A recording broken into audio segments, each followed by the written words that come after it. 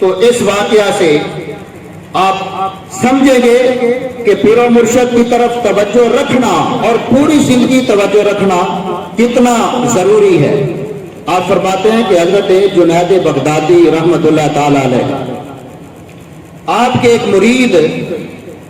غیر حاضر رہنا انہوں نے شروع کر دیا۔ غیر حاضری کی وجہ سے حضرت جنید بغدادی رحمت اللہ تعالی علیہ اپنے اس مرید کے پاس گئے۔ مرید بھی بڑا سعادت مند تھا نا، جس کے پاس آپ چلے گئے، اور پھر سعادت مندی ابھی ان سے دور نہیں ہوئی تھی، بدبختی ابھی نہیں آئی تھی، اس لیے چلے بھی گئے اور پھر اس مرید کا کام بھی بن گیا۔ آپ جب گئے نا، آپ نے اس کی کیفیت پوچھی، حال احوال کے متعلق پوچھا، تو وہ کہنے لگا کہ بڑی مراتب طے کر لی ہیں، بڑی منازل طے کر لی ہیں، اب تو مجھے جنت کی سیر کرائی جاتی ہے، جنت کے میوے پھل کھلائے جاتے ہیں۔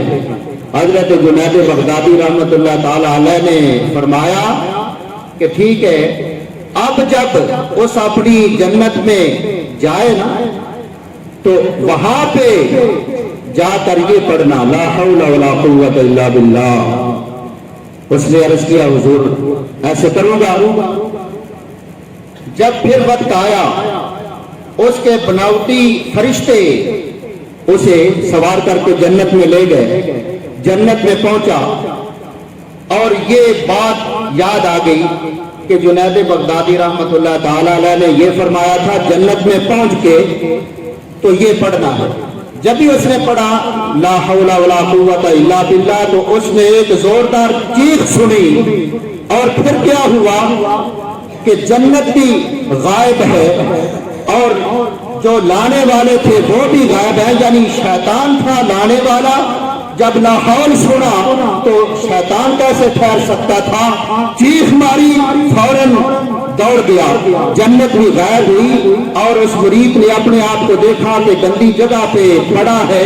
اور سامنے ہڈیاں